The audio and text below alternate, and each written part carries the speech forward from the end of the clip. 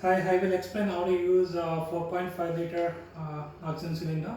This is an aluminum oxygen cylinder. It is very lightweight cylinder. So to use this, we need to connect this flow meter here. It's very easy. So once this is connected,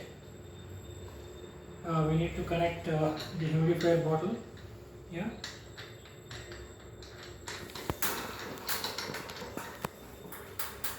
After this, we need to connect little cannula to this outlet. You need to add water to the humidifier bottle.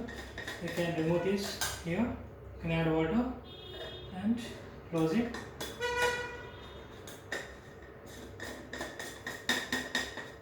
So after that, you need to open the main valve given at the top.